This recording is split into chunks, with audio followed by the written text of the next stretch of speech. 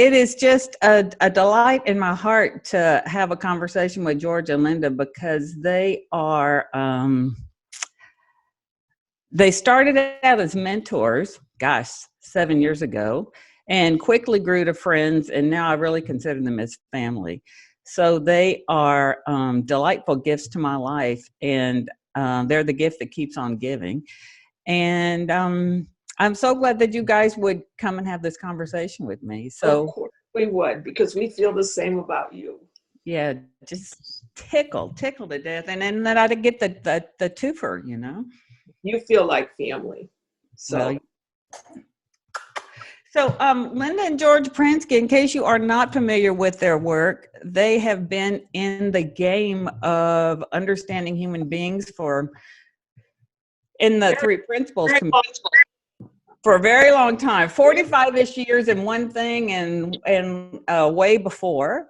So George and Linda are based in Laconia, Washington, and Pransky and Associates is their firm in Laconia, Washington, where the tulips are vast and the daffodils are and vast. The tulips are out perfectly now.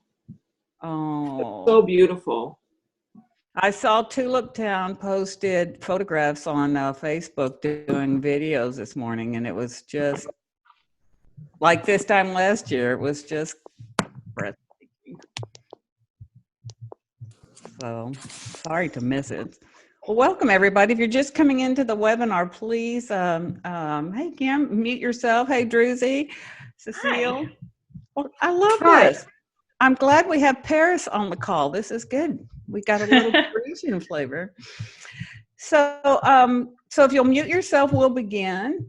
So today, the conversation that I thought would be so helpful to have was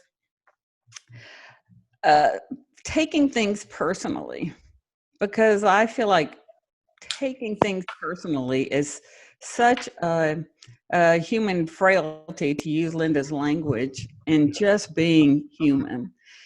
And what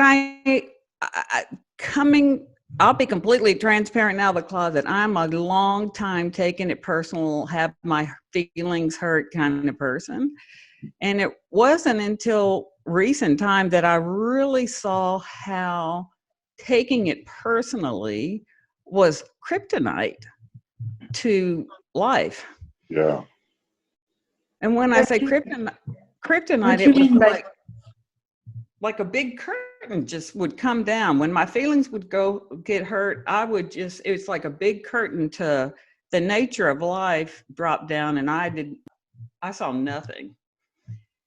And the way that showed up for me was most effectively that I saw it was in business, because I would, in my own interpretation of situations, having a bend toward taking things personally, I saw that it limited me in seeing possibilities beyond what was true. I mean, I couldn't see what was true. I saw that the nature of life is limitless, but I couldn't see it during those times of taking things personally. It was like the train would leave the tracks, and I had no vision for life. So I thought that it would be interesting to have this conversation with George and Linda, because it feels to me like it's a universal aspect of being human in a lot of ways for a lot of people, of taking it personally, whatever it might be, whether it's in the workplace or whether it's in life. To me, it's a fresh way of seeing freshness in life, as if we don't take it personally. So, so George, on that topic, just on taking it personally, how does it look to you? I mean, I know it looks like kryptonite to me, but how does it look to you? Well, I don't know whether I'm just lucky or whether I'm not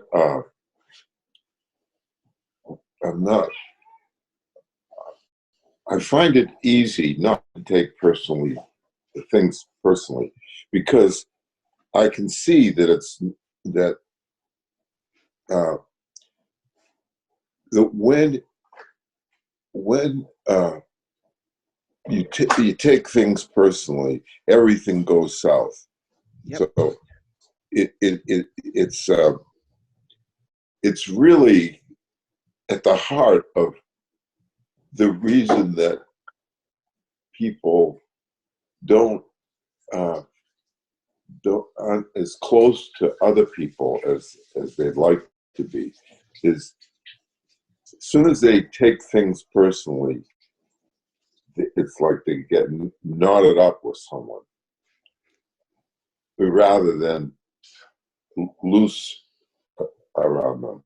And what it looks like to me, George Pransky, is that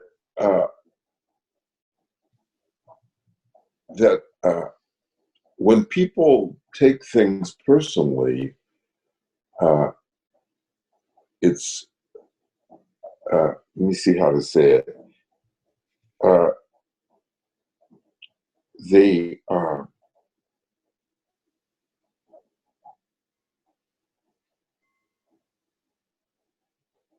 let's see. I gotta get my words together.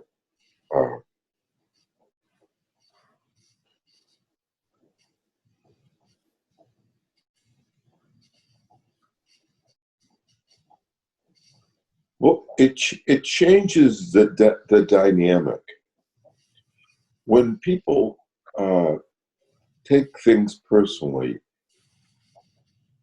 They don't see the innocence in the other person. They have a hard time uh, uh,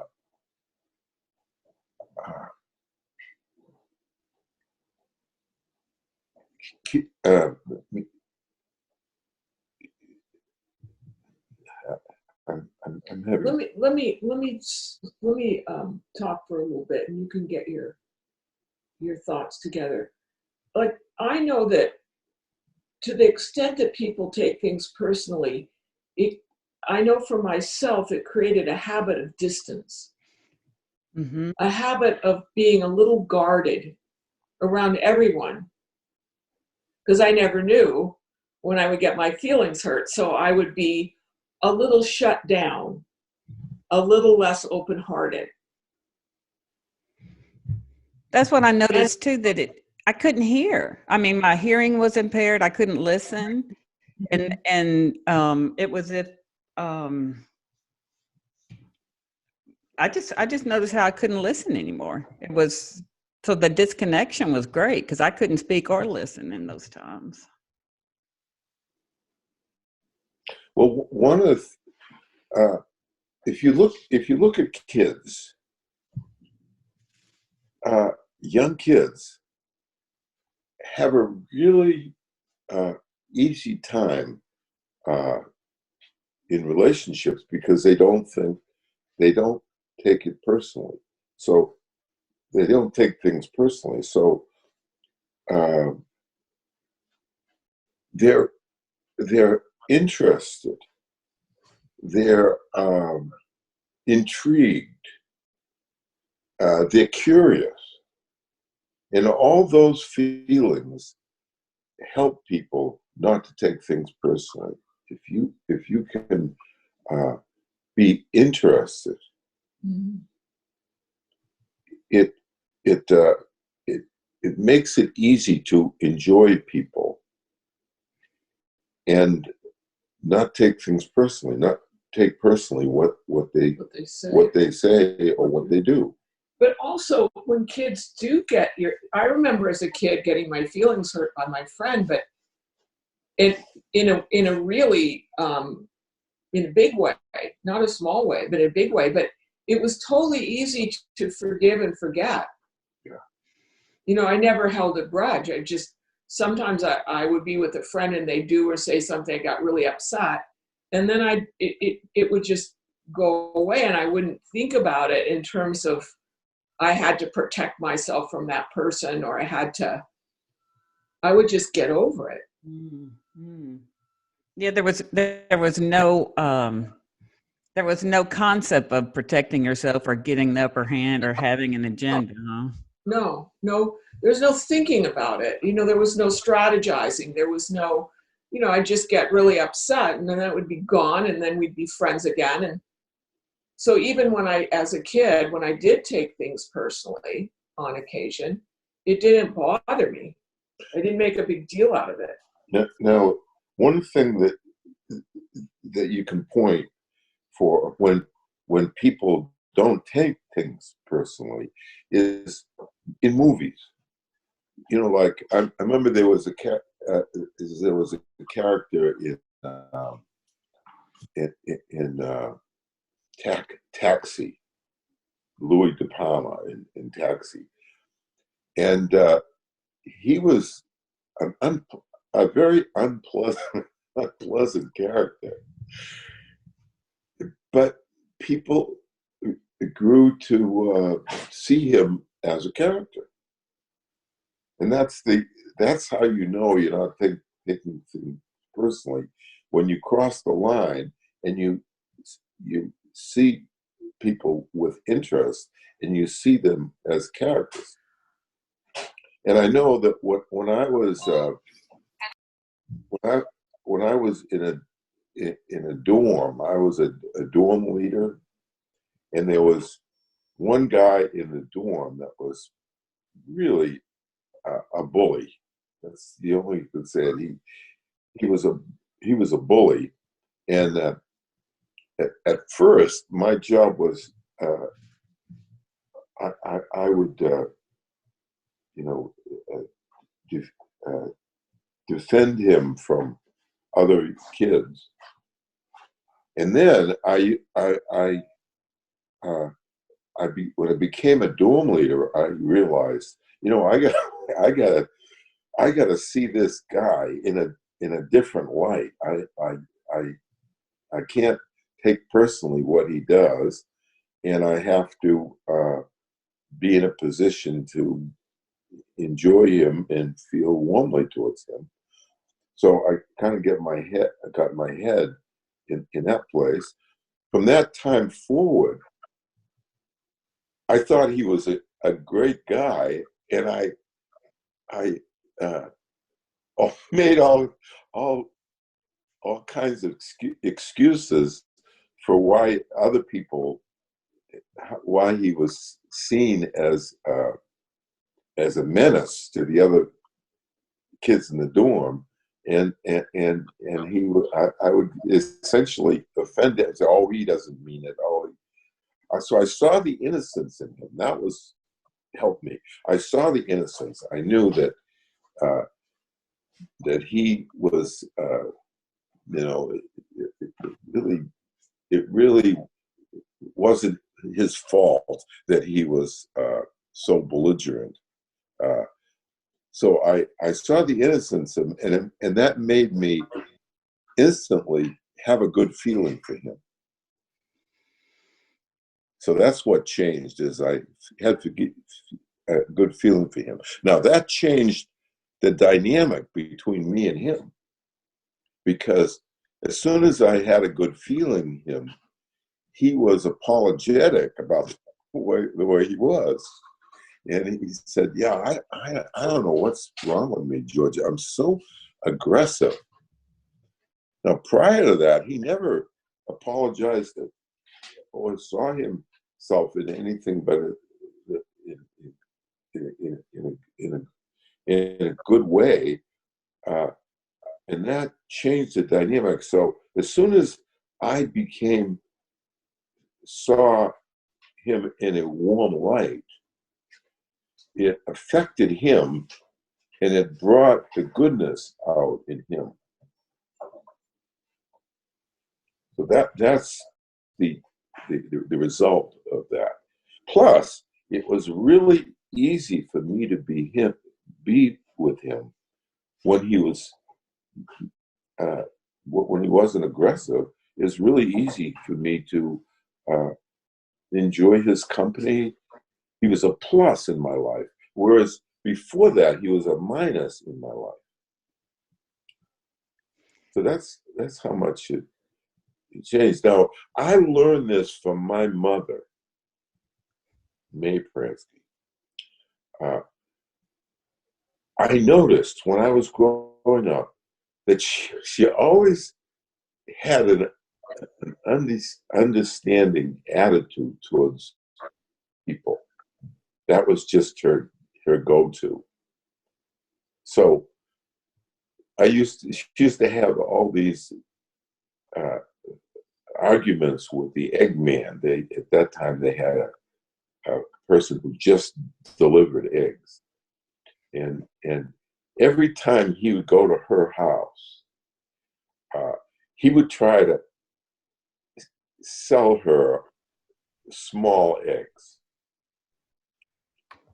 and every time she'd say, I don't want these small eggs. I want regular sized eggs. Why don't you go to your truck and get me some regular sized eggs? And he'd say, oh, Mrs. Pransky, I'm sorry. That's all we have is the small eggs. And she says, well, then if that's all you have, then I don't want those. I don't want those. So she'd say, well, I can look, and I think I found some. Every day it was the same deal, and I didn't understand why my mother put up with it, but then I realized that she didn't take it personally, and she kept her warm feelings even when he was difficult. And what happened is she had compassion for him. And one of the reasons she had compassion is because he was very hard of hearing, and she took that into account. So I never saw my mother have any bad will towards anybody in my life, and that was a blessing for me, because I saw how she did it. I saw how she saw the innocence, and then how she found it easy to be patient because she got a kick out of people. So if you get a kick out of people and you see their innocence, it's easy to like them.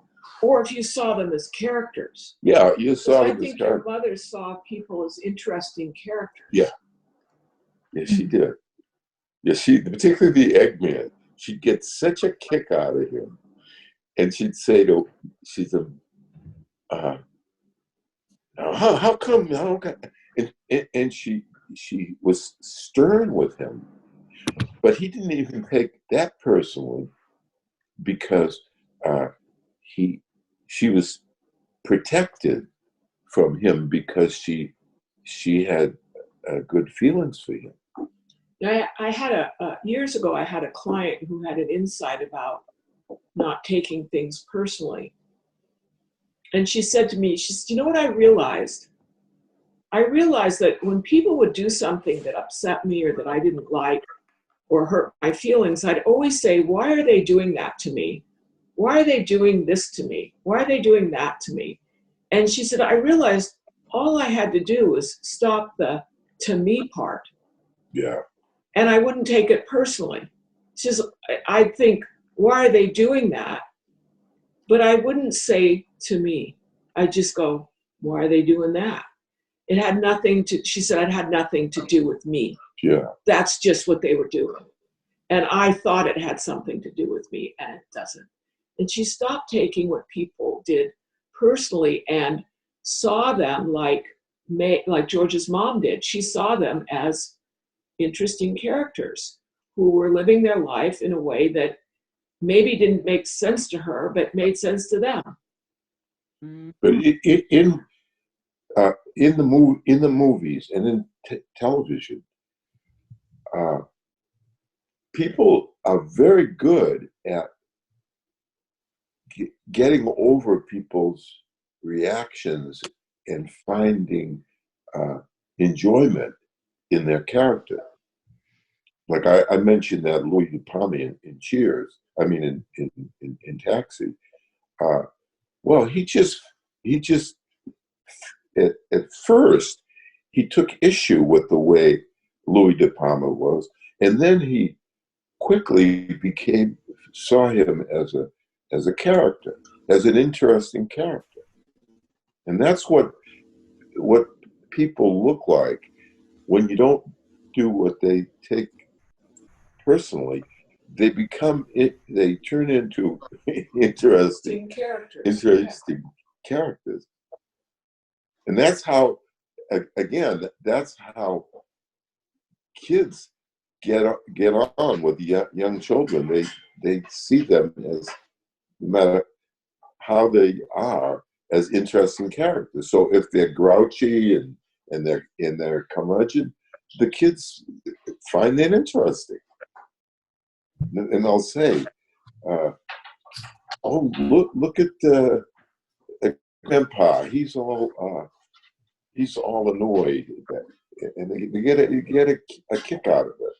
And that's the way it was meant to be. That if we keep our good feeling for someone, that's what they look like to us. So I'm thinking, George, in that any moment that you don't see the innocence in a person, that should be like a real tip-off that it's personalized on some level. If you just can't see the innocence of the humanity in another person, is that? Yeah, that's true, Cherie. And in the extreme, I remember reading that Al Capone's mother thought he was very much a misunderstood person, and felt really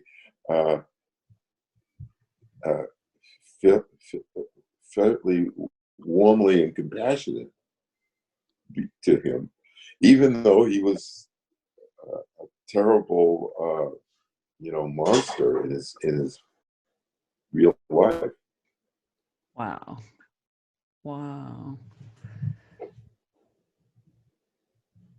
Yeah, I find that fascinating, because just in the kind of the feeling of shifting from that person to a character is, you can feel it right off the bat that you're seeing something very fresh. You're seeing with different eyes than you were prior to that.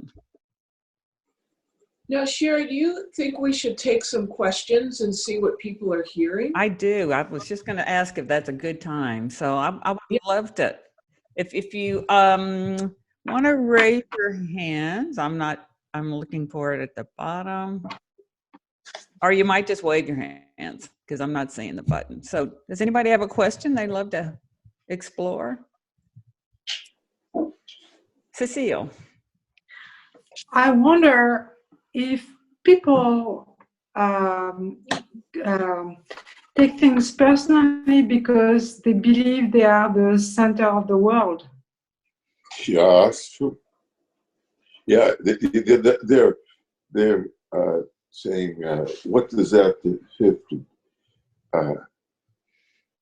How is that going to look to me, George Pransky? I remember there was a Saturday Night Live skit where it was Al Franken, and he was saying, I bet people are wondering, what does the change in the tax code have to do with me, Al Franken? And he would, everything was all about him, and that's what they were laughing about in the Saturday Night skit. Yes, if you, that's one way to know that you're taking personally if it's all about you.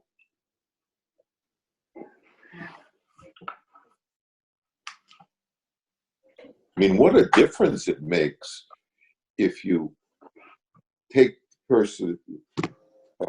takes things personally, as compared to if you don't take them personally. It's like a world of difference. It's like a different universe. What other comments or questions you have about this?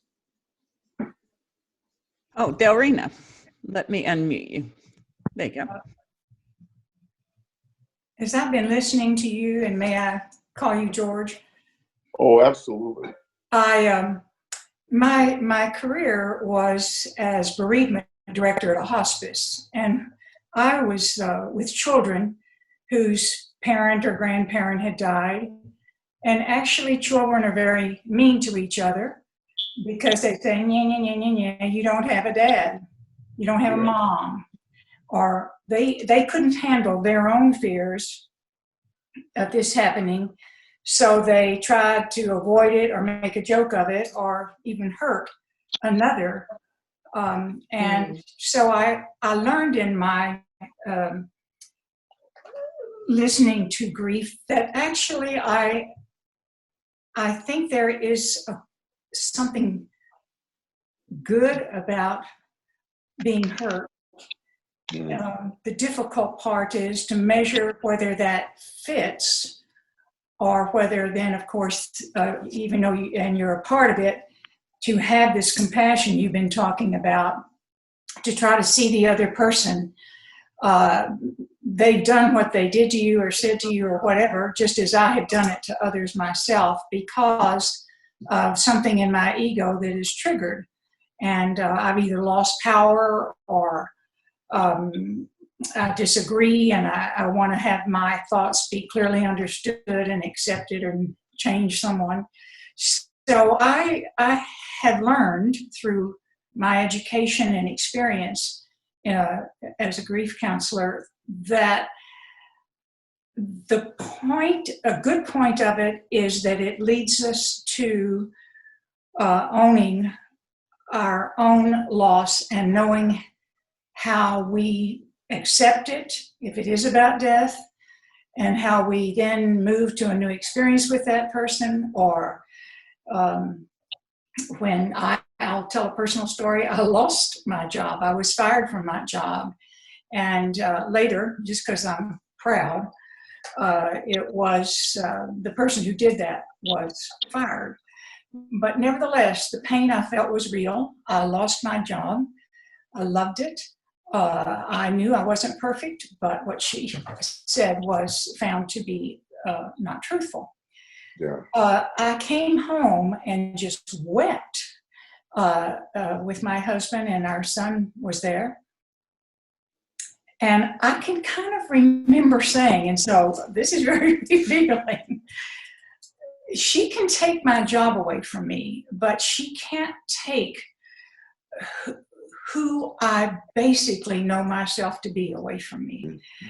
And the things that she said about me, and this is where I'll finish, is that she described me in times where my weaknesses became dogged, or, the parts in me that needed to be looked at. The value in her hurt was for me to take a serious look at myself, own that I knew I had been good at what I did, I was not intentional to ever hurt anyone, and I made a difference. That's pride, but it was honest, I felt. Yeah. But what I learned from the hurt, and I really did move to compassion, because we're hardwired for compassion, I believe, and therefore when she did that, I realized she must be hurting somehow. All right, so I'm thank you for hearing that perspective. Yeah, no. I really like that, your perspective. You have a lot of understanding. Yeah, if you're not compassionate, it tells you that if you're not drawn into compassion, it tells you that you're not seeing the person in the right feeling. Mm. Mm. Mm. Yeah, it's really really good point. Now, I'll tell you, my son-in-law, Tim, his name is Tim, is in hospice. He's works for hospice. He's a nurse. He's a hospice nurse. He's a hospice nurse. And I said to him, and he said to me, he loves being a hospice nurse. And what I was thinking is that if you were a hospice nurse, this is what I was thinking, which was totally out to lunch, you would get burnt out because it would require so much compassion and so much, Energy. Not so with Tim. He absolutely had compassion for the people. And he made the distinction between compassion and commiseration. And he said, George, if I commiserate with people, I get burned out really easily. And if I'm compassionate, it gives me energy. It gives me energy. He found it, he didn't find it at all difficult. And you know the reason? He didn't take it personally. He just didn't take it personally. Taking it personally is what turns compassion into commiseration and resentment and all the bad things. All you have to do is not take it personally, and everything changes. Wow, I think that's such a great distinction between, that you can the feeling deeply, feeling your true nature, and not it be personal. That's fascinating. I don't. It's me again. Hey, Doreen. Excuse me if I'm imposing on time of others, but that does trigger something for me, and that is, and I seem to be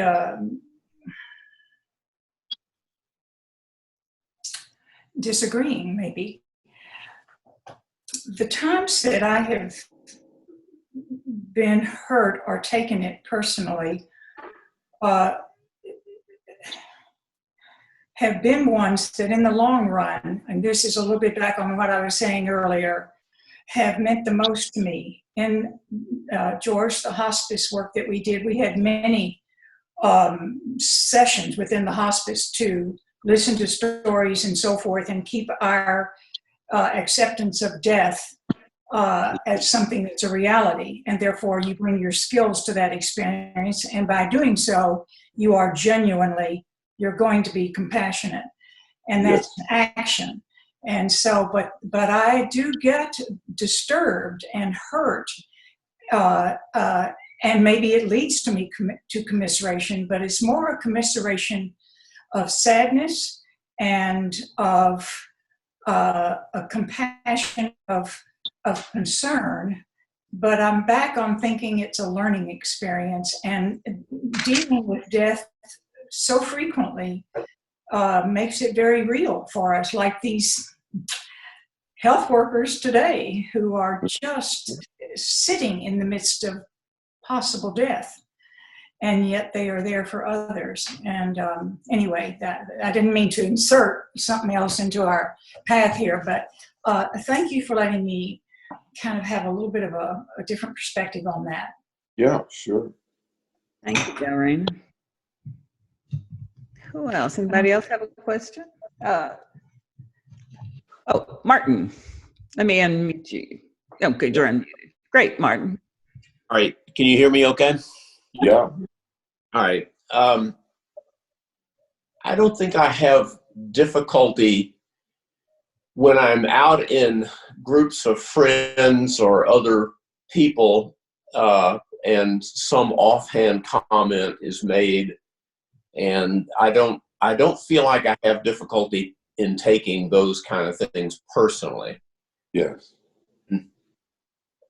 So I was a little curious of an example of what kind of things you all are talking about, but what I wanted to do was kind of bring it closer to home. Where I have difficulty is when, let's just say it's me and Trudy, okay, and it's just the two of us, and there's some pointed comment that is made towards me I don't agree with or don't like or whatever. And I do take that personally because it feels very personal because there's no one else around. It's directly pointed to me. How do I not take those kinds of things personal and shift into understanding and compassion for truth, the other person there? I mean, I can see it in a crowd of people that somebody makes an offhand comment and I don't get ruffled. But when it's pointed directly at me, I have a hard time separating that out from not being personal. Well, wouldn't you say that that was the situation of reasonable minds differ? So Sure. if you saw it as reasonable minds differ, you wouldn't tend to take it personally. You'd just say, well, you know, we just don't agree on that. Now, if you went from that to bearing down on the fact that you had if you had a dog in the fight, if you suddenly had a dog in the fight, that would change the dynamic. What do you mean by that? So if you didn't have a dog in the fight and you could just be philosophical about it,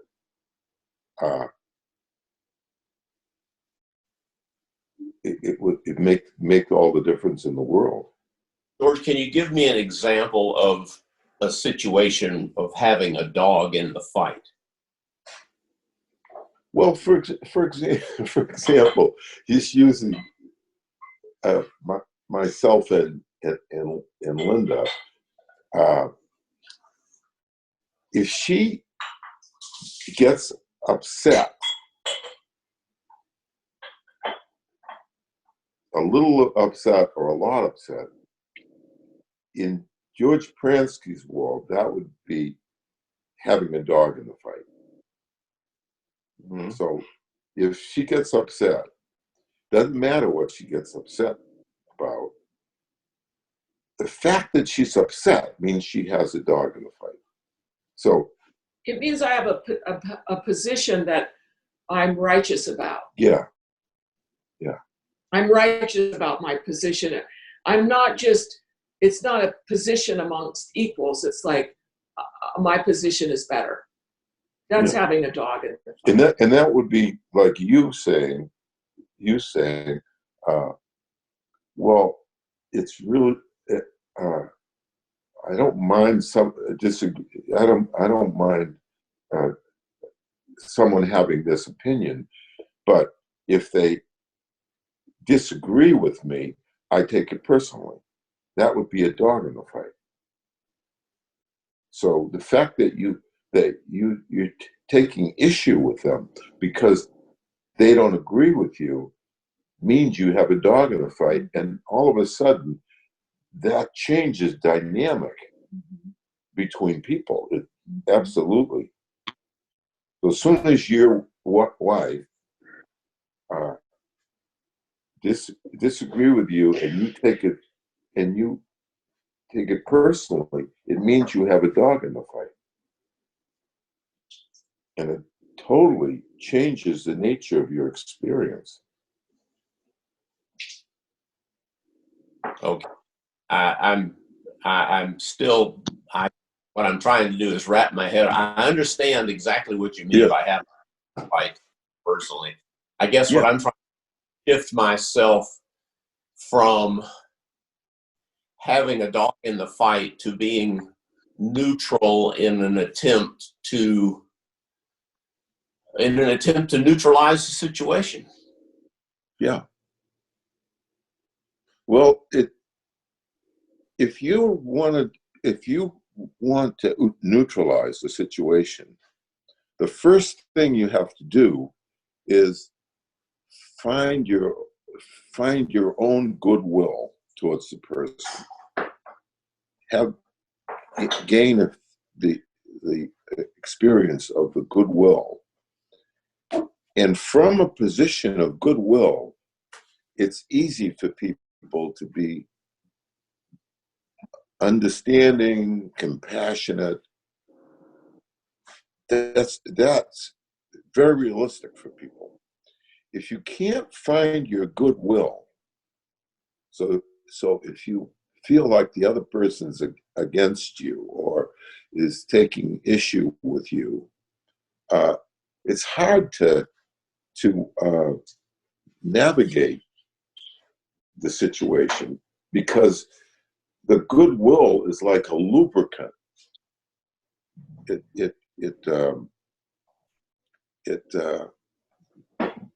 It's like a lubricant. It makes everything easy. I'm not expressing myself great. I'll say that. I'm not expressing my good, but that's what I was trying to say.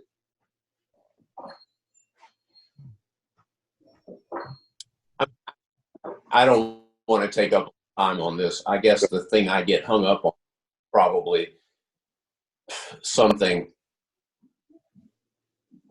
I have to work on in myself, is that when someone is coming at me with less than goodwill, I have difficulty finding my own goodwill. Yeah. Does that make sense? Oh yeah. Oh, of course, everybody's Absolutely. like that. If somebody's coming at me with aggressively and I don't feel goodwill, I can get, like, people get reactive. They feel defensive. They get upset. Oh yeah. It's you tend to it's destabilizing. Yeah. But Yeah. isn't that, and it's really taken, though, that's when it really shows that the person did take it personally. Maybe the person, That's right. it personal, but it's like, in spite of myself, I hit something. It's like I hit something and then we're gone. It's like no way to reach it. Once I've hit that, and I did, and all I wanted was to be heard. It wasn't meant as judgment. It was just to be heard. Something that mattered.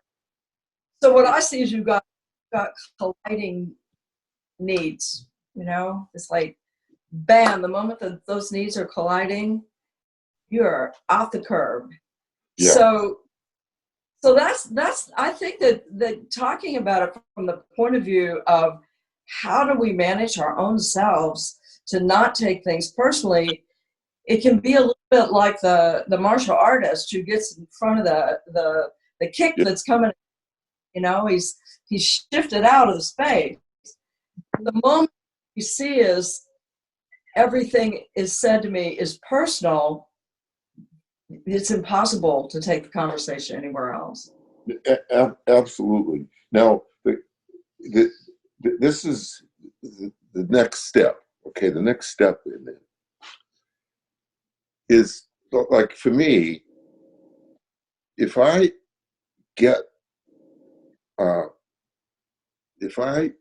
take things personally, then that tells me that I'm not seeing the person right. That tells me that, and I have to make an adjustment. So I remember I had a client who I just did not like. you know, and I tried my best to like them. And then I realized I've gotta like this person. I have to acquire a taste for this person. That's what I saw it as. I have to acquire a taste. I have to find my feeling for this person. I have to be compassionate towards this person. And in my mind, because of my profession, I'm either I'm going to accomplish that, or I'm going to die trying. So in George Pransky's world, it's absolutely essential that I feel good to everybody. And if I don't feel good towards a person, I feel like I shouldn't charge them. In other words, I think it's required that I feel good. So that keeps me on the straight and narrow, the fact that I care so much about how I feel about people. So I think that keeps me honest, you might say. But it also, it's not a bad habit to have if you are dealing with other people. It really helps a lot if you can find your goodwill towards them. And it should be that it's not too hard to find. It should be that if you can see the innocence in the person, that helps you. If you see the innocence in them, that will help you. That will point towards how to see having goodwill to them. Because, you know, in a way, I'm kind of, my job really is to love people. That's really my job. And if I don't love someone, I consider it my problem, not their problem. So I have to be humble and say, gee, that I don't know why I don't like this person. What's wrong with me that I don't like this person? And then I try to have acquire a taste for the person. That's like you acquire a taste for wine, you know. So you don't like this wine, and they say, but you don't like wine, but you say, you know, I want to like wine, and you make your mind up to acquire a taste for wine. So you can acquire a taste for anything you want to acquire a taste for. It doesn't. That's up to you. This is going farther than I expected to go, so I like this. I like the taking the point farther than I was thinking we'd take it. So this is great. I appreciate that. And I particularly like your comment of, if I don't love someone, then there's something wrong with me. It's not that other person. That's something to sit on and really contemplate. I appreciate it. Thank you. You're welcome. And it's funny, I hadn't thought about it, but it's really my job to like people. If I couldn't do that, I couldn't do my job. So it's essential that I like people, and that's good for me. That I see that as my job, and that's where my experience with my mother was really helpful. That she insisted on liking people.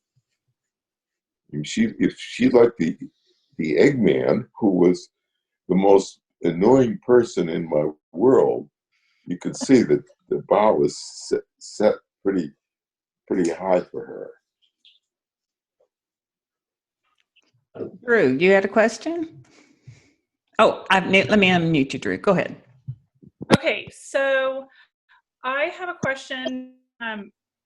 In this the conversation we were just having, So how do you find the love for somebody or the innocence in them, keep acquiring the taste for them, and be true to yourself at the same time for the feelings that, the feelings that you're having, or if you feel like your voice is not being heard or your point is not being heard, how do you stay true to yourself and still find the love in somebody who you're having the conflict with? Well, what you have to do, and this is kind of the advanced but you really have to have the humility to say to yourself, this person is really a likable person. I just don't see her right, or I don't see him right. So we're dealing with a person that I should really, there's no reason in the world why I couldn't acquire a taste for this person, or there's no reason for me to be, dislike this person. But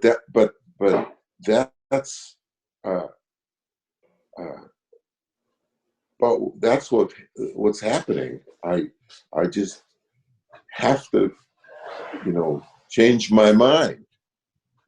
So how do you know how do you not fall into feeling like you're just giving into everybody else and not being true to you by just giving in to thinking that way, feeling the humility for other people? Well, you would have to decide. You would have to ask yourself whether you think every other human being deserves to be loved, or deserves to be at least enjoyed. So you have to look at it, step back from the human race and say, do I think people deserve to be enjoyed and loved? So that's the philosophical question. Now, if you're saying, well, I think, I think they should, then the question is, what's wrong with you that you can't enjoy that person? I'm saying there's something wrong with you, that if you don't enjoy someone, there's something wrong with you. And I don't think that it's a matter of sticking up for yourself, or sticking to your guns. I think that everybody's ultimately lovable, and you just have to see what it would take to love them. But I think that maybe part of your question is, I'm not sure exactly how to say this, but you feel like you're selling out or something. I mean, you can have a different view of things and argue your case and still feel good about the person. So you don't have to feel bad about a person if you guys differ. You can just differ in a good feeling instead of a bad feeling. I don't know if that's helpful. Yeah, so at the very least, you can agree to disagree. Yeah. And do that with goodwill. Mm. So you're not, arrogant, you're not putting this person down, but you say, gee, I just, like I did that in this webinar,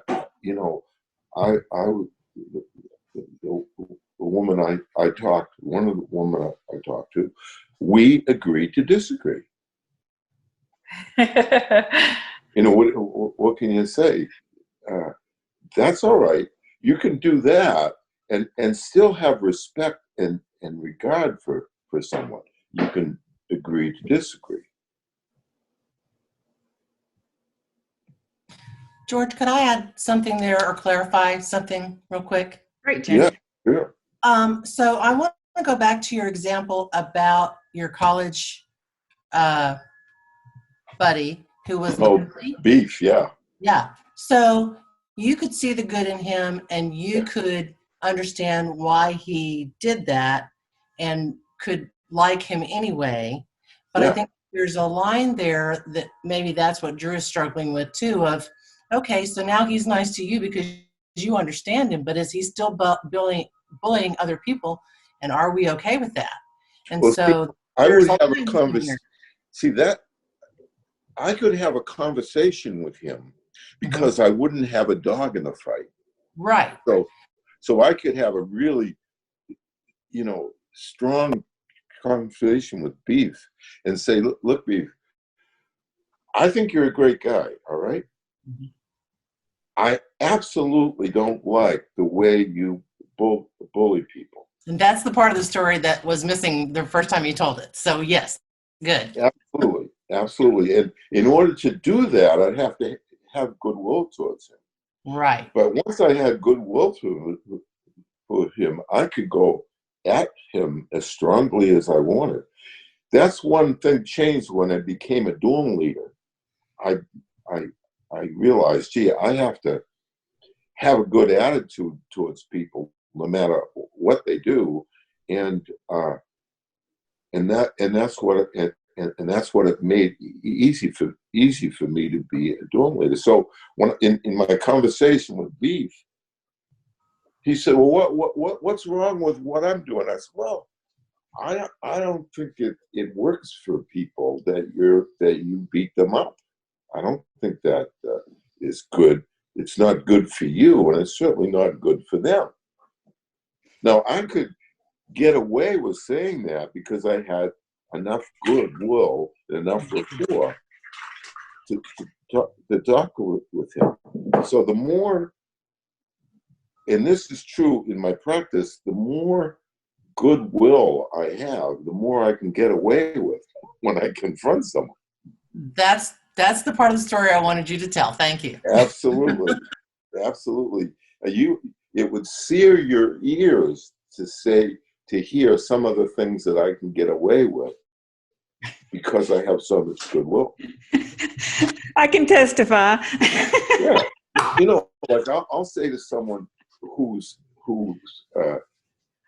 very overbearing, and I can say to them, I don't know, I don't understand how you feel okay with treating people that way.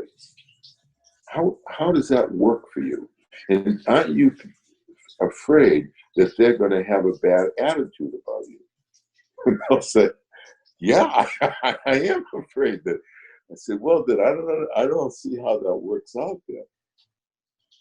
Well, you can say that if you build enough rapport with someone. They'll give you permission to say things that you wouldn't otherwise say, and they can pick out that you have no dog in the fight. You're very neutral. And that's how you don't lose yourself and your point. Exactly. That's the opportunity. That's the opportunity beyond taking it personally. Yeah. So when they're still taking it personally, though, then what do you do with that? You just decide to sometimes not have that kind of conversation with them anymore? Well, no.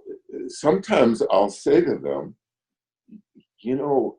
Margaret, I'm concerned that you're taking what I'm saying personally.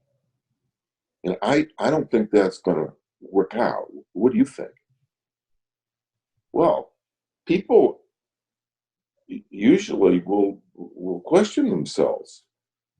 And they'll say, well, I know that I did get upset. I said, well, that would be taking it personally in George Pransky's world. you get upset at what I said, that would be you taking it personally. And usually people say, oh yeah, I hadn't really realized that I do take things personally. Now, of course, it's my job to say these things to the person. So it's not like I'm being mean or something. Yeah, so it is very personal. Yeah.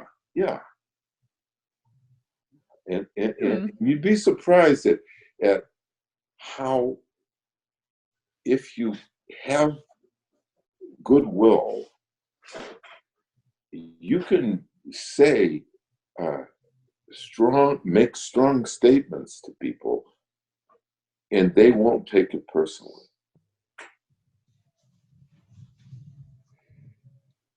If that wasn't true, I would have to go into another profession.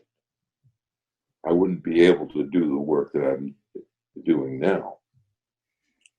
So I'm assuming that people will come around, even if I come off strong with them. That they'll come around.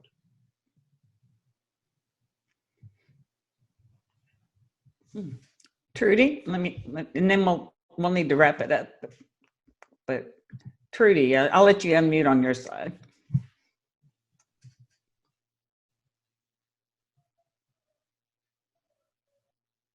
That it? You got it? There you go.